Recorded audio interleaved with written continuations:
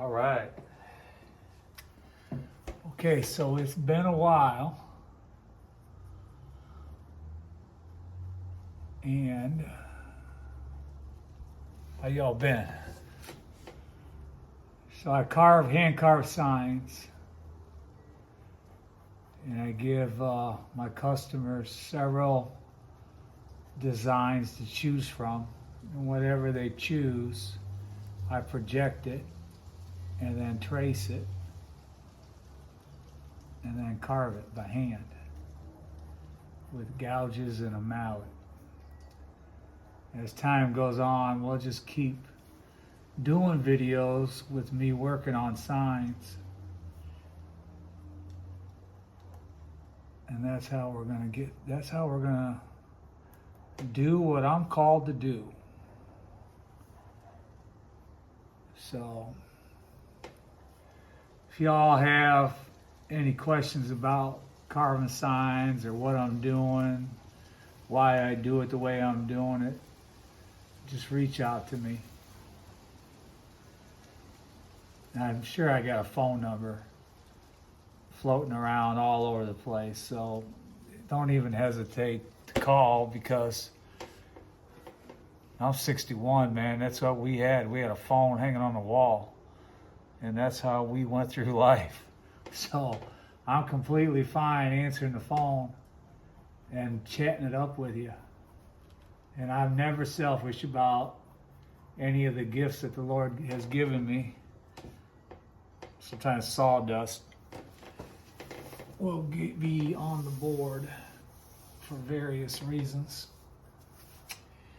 And you gotta get it wiped off. But anyhow, if you're more interested in carving signs than you are about Bible teaching, I was almost half tempted to quit calling it Bible teaching, because I'm only called forward to teach 5 things.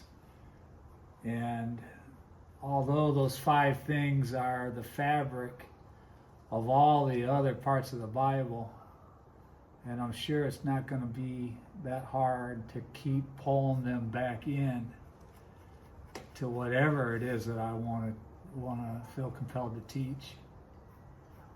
But anyhow, so life is full of sadness. You got change. Hell, change itself is sad, don't you think?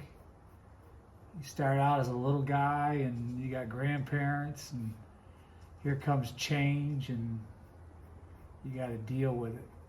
And it never ends. Seems like it's always changing. So, and then if you don't have your house in order and you're complicating your life, poor diet has complicated your health, and you're struggling with health, and then sadness, depression has kept you in bed, you're not getting your work done, you haven't developed the disciplines to prioritize. Easier said than done. To prioritize your mind. Man, I'll tell you what, I've had some real big sorrow in life. And I know what it's like not to be able to function in any other facet of life, because the sorrow in one area is so intense. But you hear people say God, family, country, when they're talking about whatever, just in general terms of life, like God, family, and country, right? Generally, patriots would say that, and that's cool. I get that, and I subscribe to that. But as far as your mind goes, you want to come up with like maybe a 3 priority list for your mind, like revenue. Because if you don't have revenue, it's tough.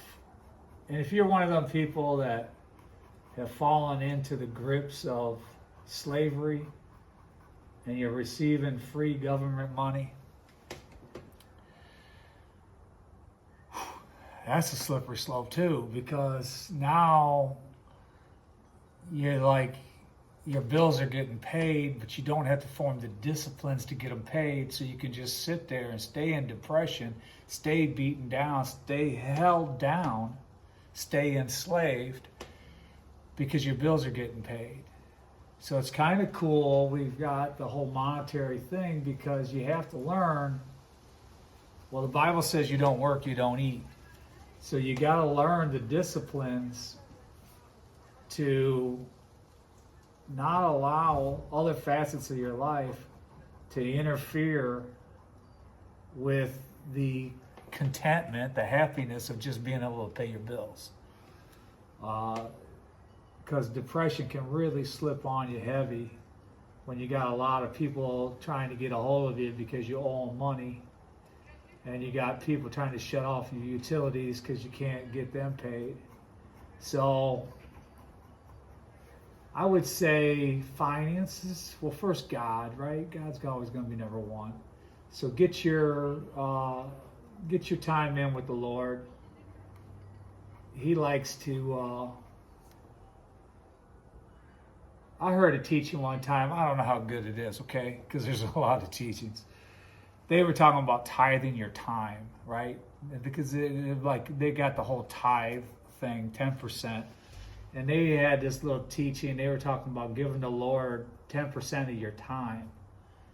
And they're, of course, getting really crazy, talking about 24 hours in the day. You want to give him 2.4 hours. So you're looking at 120, almost 150 minutes a day. That's cool. I never have been able to give the Lord 150 minutes a day, you know? And then you got thinking, well, is this zealot? Is he even a zealot, right? Does this person even factor in? I'm sleeping for 8. So now can I just give the Lord 10% of 16 hours, So anyhow, but certainly you get your daily bread. And we're done with this tracing. So you get your daily bread from the Lord, and then get your vocation, get your revenue, get your job focus dialed in, and give it its priority, so that you can at least have that facet of your life not oppressing you, not depressing you. Oppress, depress, right? And then, while you're at work, if there's other things you can do to facilitate a relationship and the health of a relationship while you're at work, while you're making money, then, man, more power to you, right? Maybe you work alongside your bride if you're a guy, and vice versa if you're a girl, and you all have just a lot of fun, and that you kind of got a win-win going on there. So anyhow, we're done tracing. I think that's what we're going to do. We're going to just wrap it up. How do I wrap this up? Focus, man. Get your priorities in place, so that your happiness is not being complicated, being stripped away. Someone's probably saying, money can't buy you happiness. And there's probably some Bible verses. There's a Bible verse talking about it's either God or mammon, M-A-M-M-O-N, which is money. It's either God or money. So, I could get that language coming at me, and I'm with you. In the grand scheme of things, you don't want to be deciding whether or not you're going to tell the truth or whether or not you're going to engage in a lie so that you can capitalize financially. No, you want to adhere to the Lord, and you don't want to sell out yourself or anybody else for money. So God or money, I get you, but and money can't buy happiness, but being able to pay your bills sure doesn't keep you from pulling your hair out of your head. And some of us have struggled financially in this world, and just get the self-disciplines in place so that you can not have to pull your hair out of your head because you can't pay your bills.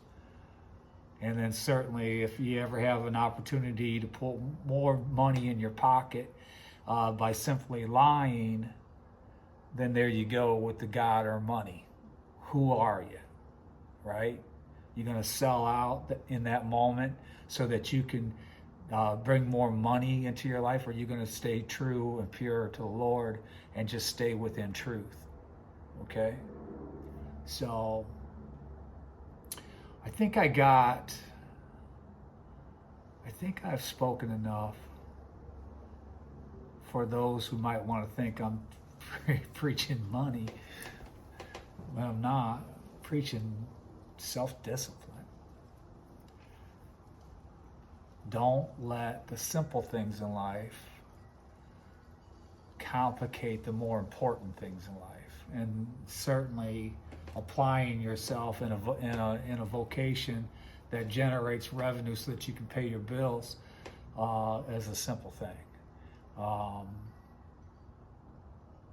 And you want to find what it is that's going to accomplish that for yourself, and you want to get that dialed in. You want to get discipline in place, and then that's your foundation. You don't work, you don't eat. That's a Bible verse. You don't work, you don't eat. So, all right, we're going to keep carving signs. Let's see how many sign carvers, wood carvers I can turn you all into. See how many. Okay, so I will give you a little rundown. The design, and I could even backtrack this design and put the fill back in. That's what we're going after. Then I removed the image that was in the examples, and then I get rid of the fill, right? And I had just the lines, and that's what you saw me tracing. That's coming out of a projector, right? Onto the piece of wood, and then you just see me trace it. All right. Thank you.